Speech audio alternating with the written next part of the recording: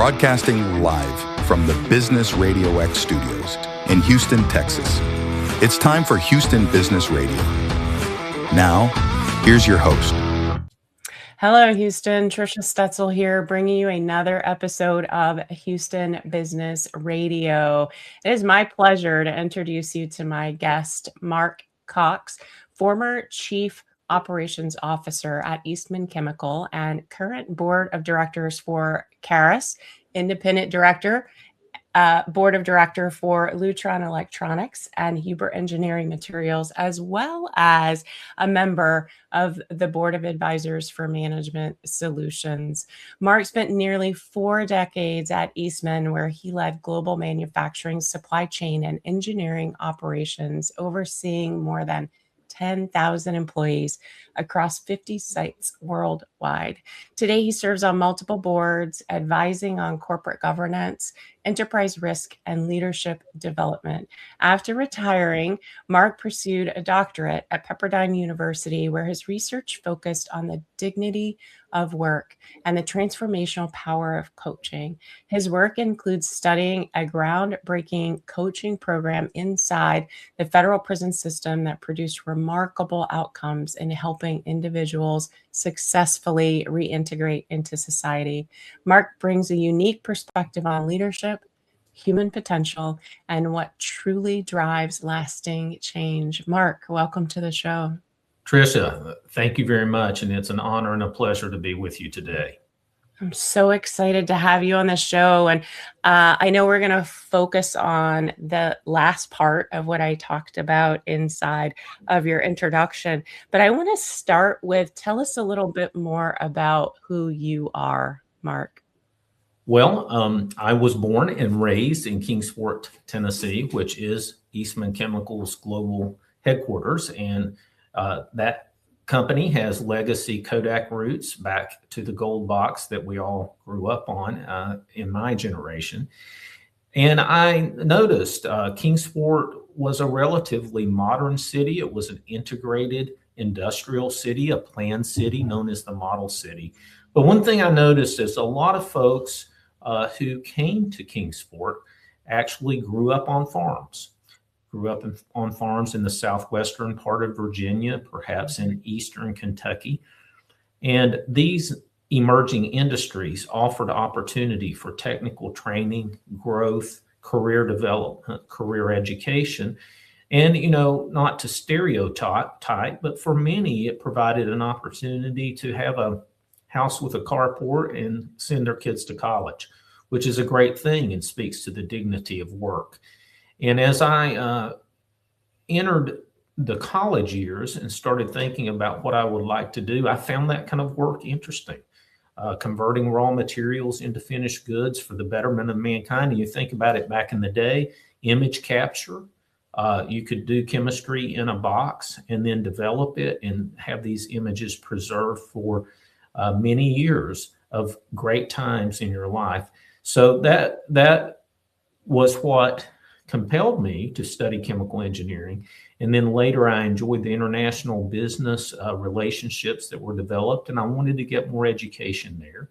So I went to business school and got an MBA and had the opportunity to learn how business worked and all the benefits it can bring to humanity and the relationships you build through that. And then ultimately, as I moved toward a retirement, having the privilege of seeing people use their intellect and physical abilities in countries throughout the world, I felt like I wanted to understand better in a formal way, what are some pathways that can be developed for folks who may not be in a position to enter an Eastman, who may be in a more challenged position than I was when I entered my career, to find a pathway and enter into a situation where they can use their gifts for the betterment of humanity through work, but also for the betterment of themselves through work.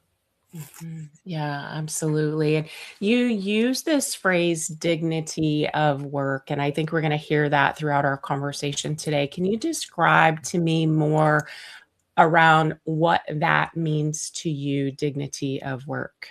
Well, dignity of work, and my faith coming from a Christian perspective, I think about God creating work at the beginning, even before sin entered the world. But the dignity of work is an emerging theme in academia, but in its simplest form, it means I have a position. There's something I do. When you ask me that question, it may not be the primary definer of who I am, and probably isn't, but it's an important part of who I am.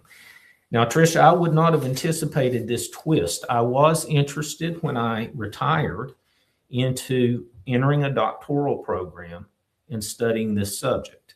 But the twist that came unexpectedly is one of my professors, who ended up being my dissertation advisor, is literally a world-renowned expert in the area of dignity of work. And she was approached by a recently retired prison warden who saw an amazing thing happen inside a U.S. federal medium security prison and knew that this amazing thing could be transferred to other prisons and wanted a scholarly treatment of it. But before I tell what great thing had happened, I did some background research and found that when in the prison environment, someone had the opportunity to do a job, and that does happen, such as telemarketing. An all-female prison is one example where a telemarketing organization went in, trained the ladies there to do customer service, created a corporate situation there where there was a call center, etc. Management, performance feedback, just like we see in corporate America. And the result of that was that the ladies saw their identities transition from that of employee, of inmate, to that of employee. And that was a really important transition that was made. So identity can transfer, and it can be a healthy transfer. That's amazing. And, I think even, Mark, one of the reasons I wanted to have you on the show was just the awareness around some of the things that are happening that we just don't know about. And what an amazing story you have there around the women's prison. So tell us more about this coaching program, what it looked like and why it really stood out, how you got involved. Sure. So when I began my doctoral studies, that study that I referenced about an all-female prison was one of several academic articles that I read just thinking about the dignity of work. I still had no idea that I would go down the route I did with regard to this specific prison situation. But here it is. A U.S. prison, McKeon, FCI McKeon in Pennsylvania. The warden there, Brian Keown, reached out to my professor, Dr. Christina Gibson, to share an amazing story, and this is it. They introduced a cognitive coaching program. They're led by Warden Susan Morris, who is a 30-year veteran of the prison system and led education at that facility. And she decided that she would like to see an innovative approach around cognitive coaching. And when I say cognitive coaching, I'm talking about the things, Tricia, we see and receive in corporate America as leaders. Smart goal setting, specific, measurable, attainable, realistic, timely. How to set goals and pursue them. How to hold others accountable. How to have constructive conversations. How to listen first before reacting. How to ask powerful questions. What accountability looks like for you and others. And she selected some men, and she was persistent, and they joined. And she taught this initial class. And from there, these men caught fire. They developed hope. And we used hope theory, Tricia, as our basis, but it basically says, it's pretty simple. Carl Snyder came up with it in 1991. It has been validated in academia, in military, in business leadership and athletics. And that is, if a person has some sense of agency, I can make a decision and they can see at least one pathway from where I am now to a future that is incrementally different. There's something I could do. If those two things exist, they're like two cogs in a machine. They start turning together and they turn then the big wheel of hope, and a person can move toward goals. So that's what she did. These men were in a low hope existence, both before and after incarceration. Many of them in prison 10, 20, 30 years. I interviewed 16 of these men who had gone through the program and been released. And amazingly, of the men who went through this cognitive coaching program and were released, only 2%, as in 1 + 1, went back to prison.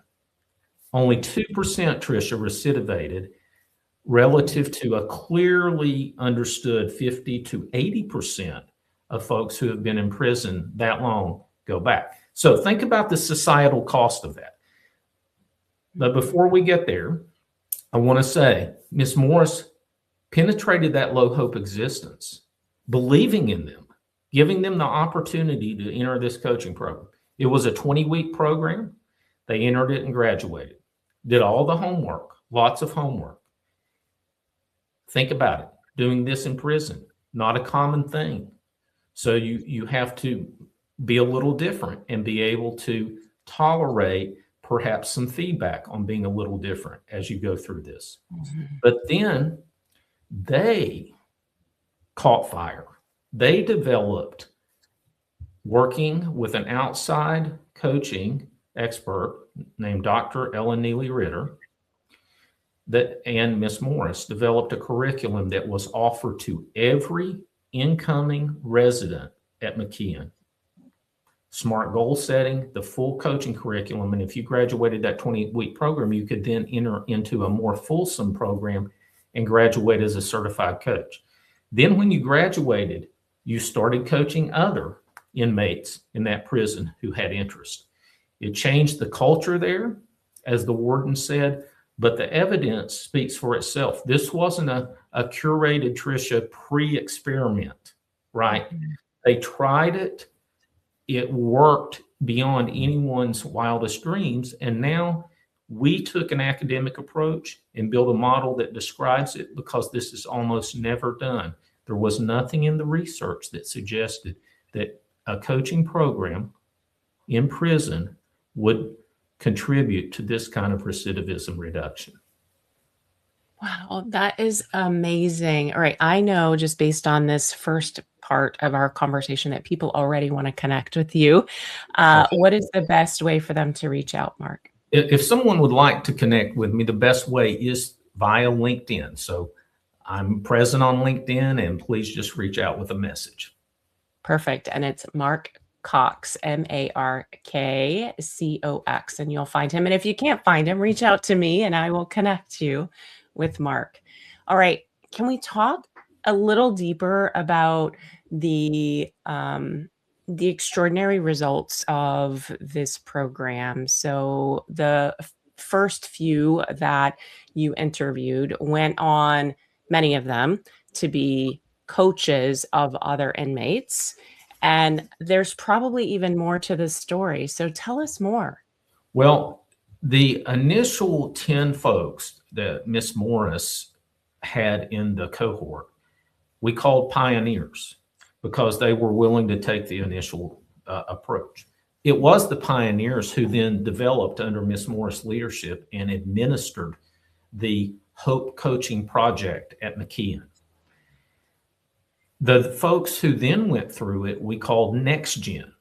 And what's interesting about this, Tricia, is that as we looked, we did a qualitative method rather than quantitative, because the research in this space is nascent. And when it's nascent, you can't apply mathematics to it. You've got to try to understand first, is there a phenomenon here? However, as we went through the process and used a coding methodology that's well developed on all the transcripts, we were able to make some assertions as to what were these learnings. Was this hope?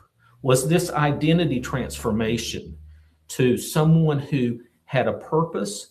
Whether I'm ever released from prison or not, I can contribute here. Was it transferable? In other words, did the next gen manifest the same types of behaviors as the pioneer group, or was Miss Morris just extraordinarily good at selecting people who would respond? And what we found is the next gen showed very similar behaviors in terms of hoping and transforming. That's encouraging. So it's transferable. But I would say, Tricia, also very important is these men entered this program. And let me say this, I'm talking about it, and this is really important. I'm talking about it, but they're the heroes. What they did, what they overcame is amazing.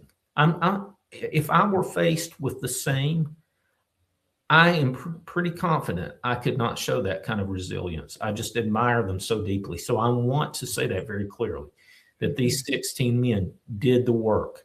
Miss Morris did the work. One of the important things, though, for us as business leaders to know is that the hope they manifested, the transformation, the self-efficacy, the resilience that they manifested before they were released from prison was critical to the next thing. It's one thing to do it in prison, and it's an amazing thing to do it in prison. But it's another thing to cross that release threshold with a record and try to enter the workforce, foraging for work, starting over. And they did it. These men entered society. They are now entrepreneurs, working for large companies, coaching others, and fully engaged in life. And that's what's amazing. That is absolutely amazing. Can you tell us, would it be okay to share the success rate of the coaching program for that first group? Sure. So as we look at it, approximately 85 men went through the program. Of those, 45 were released. Now, the purpose is really important to know. The purpose of the program was not to be released. Mm-hmm. A lot of factors contribute to whether one is released. Okay. But of the 45 who were released, we were able to obtain contact information for 20 of those. And amazingly, we were able to interview 16 of them. So that's an 80% rate, which tells you something there as well. But those are the numbers. So that's an important thing. And then it's also important to know that of the 45 who were released, only one went back to prison. There was only one who recidivated. So if you look at us as human beings, and I'm not talking specifically about those who have been in prison, but us as human beings, when you've done something for 30 years, whether you've done a job at the same company for 30 years, you've been in the military for 30 years, you've taught at a school for 30 years, all of us are institutionalized to some point, right? We know where the coffee maker is. We know where the restroom is, right? We know the rhythms of the place. We know what color the paint is in the given room. So to be able to transition from that institutionalization to a new reality with different dynamics and show the resilience to progress through that for 44 out of 45 of those folks is really impressive. Wow, that is amazing. So how does that experience for you, Mark, lead you to, several decades of experience in the corporate space alongside of this beautiful piece of work that you've done and the interactions that you had during that program. How does that lead you to where you are today with all of the work that you're doing with these other companies? Well, I think the translational elements of that for me are that when we engage in any endeavor, and this specific endeavor, this is Houston Business Radio, we're talking about business. And in the US, we're typically talking about capitalism. And, capitalism is not perfect, nor is any system. But one thing about it is when done well, when we show resilience, when we face obstacles, as business leaders, we create opportunities. We are part of creating opportunities for others to use their gifts well. And I think having gone on the journey I went on from a cooperative education student, starting in a lab at Eastman, to the job I had when I retired of leading our operations, the thing I would say is that financial profit is necessary to sustain the enterprise, but it's not satisfying. Once you've been able to accomplish having a roof over your head and clothes on your back, the upside beyond that is rarely extraordinarily satisfying. But what is satisfying is to know that you have been part of contributing to another person's ability to love their family, to use their gifts, and to experience dignity. Mm-hmm. We've all had probably undignified moments in our lives, and that's not a great feeling. But for most people, those are episodic. But there is a portion of the population, and I think perhaps increasingly so, who when you ask them what they do, they may not be able to respond in a way that makes them feel dignified, not in an arrogant way. And we don't want that. There is no job more important than another. And I'm reminded of when I believe it was President Kennedy was touring the Space Center in Huntsville or at Cape Canaveral 1 and passed a member of the custodial staff and asked him, "What do you do?" And he said, "I'm working to put a man on the moon, Mr. President." So I think it's really important that we understand that and we project that as leaders, because you cannot fake that. And I think, how do you treat every person in your organization, whether they are leading a business, they're in engineering, they're making product, they're on the custodial staff, they're helping prepare the food at your organization. We're all a team, and we can invest in each other and see growth that will produce increasing dignity. And that's an important part of what we do as leaders in business. Yeah, absolutely. So I got goosebumps when you gave that scenario of the custodial person talking to the president and saying, "I'm going to put somebody on the moon." That is ownership and dignity of work. He believed in what he was doing, yes, and that it was very important. So how do we as leaders, so let's say our conversation is resonating with someone today and they just don't know how to get started with their team. They have a team of people. They appreciate the work that they're doing, but they don't really know if everyone on their team feels hope or the dignity of their work. Where do they start?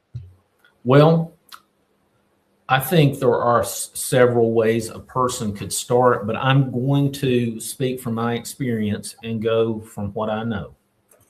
And I think part of that begins with an honest 360 assessment from people who will tell you the truth. And that's part of the coaching process. And this is not a commercial for coaching. I've been coached. I enjoy coaching.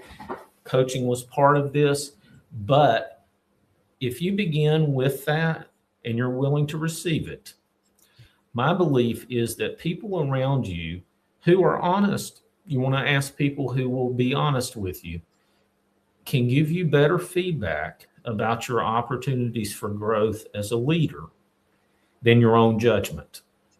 I think that's often the case.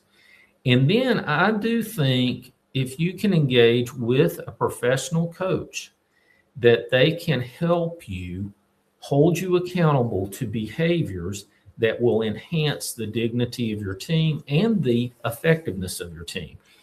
And what I have found, one behavior that I have found is really important, and that is this, that a transparent form of leadership goes like this.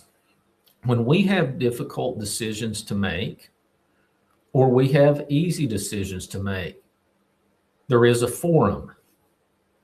It's a forum, it's a place, it's a room, or it's a virtual call, but we're all there. We all give input, and we are kind in our treatment of each other. In other words, I am not going to attack you personally. I'm not going to say cutting things.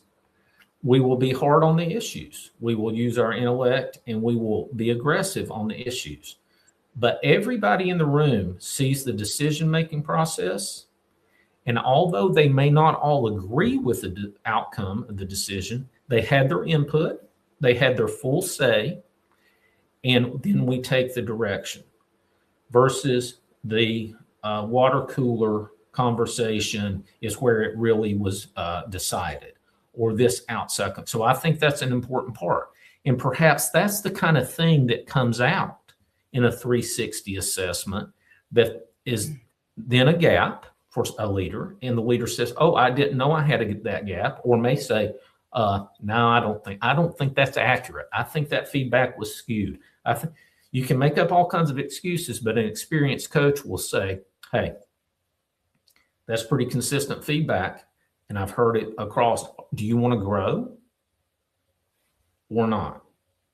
Do you want to advance your team or not? Whether you agree with this or not, this is the perception. Will you humble yourself and work on it? These men humbled themselves. She was the warden.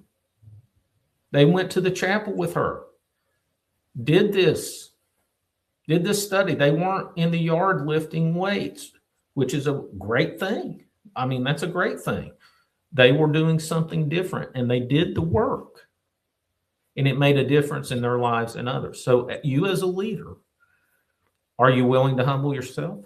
Are you willing to come under a 360 or some other form of feedback? Identify those two things you need to work on, and then work on them. Your team will benefit.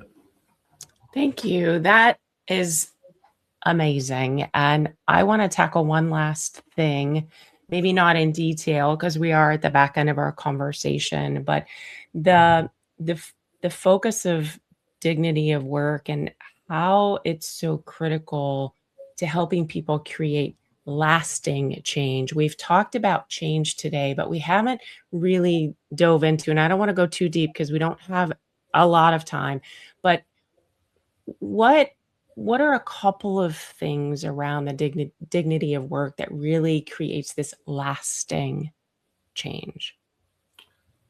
I think there are two contributors among many. One contributor is that in this particular case, they took a chance, they put forth effort, they persisted at it in prison, and it produced undeniable results. They saw other men change as a result of their coaching. So one way is to look back at the past and say, okay, that succeeded. I now believe as I move forward that it will. And their faith, Tricia, we didn't explore it today, but for many of these men, their relationship with God was a huge part of this.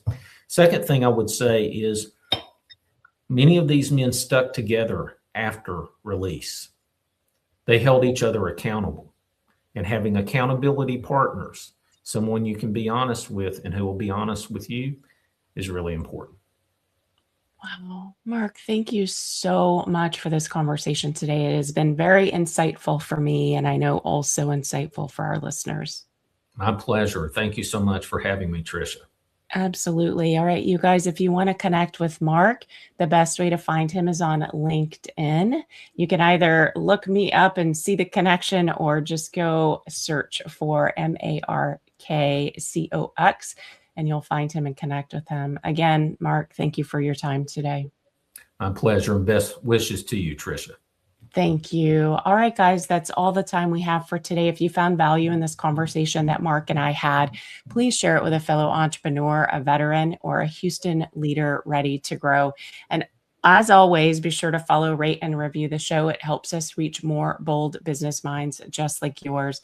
And your business, your leadership, and your legacy are built one intentional step at a time. So stay inspired, stay focused, and keep building the business and the life you deserve.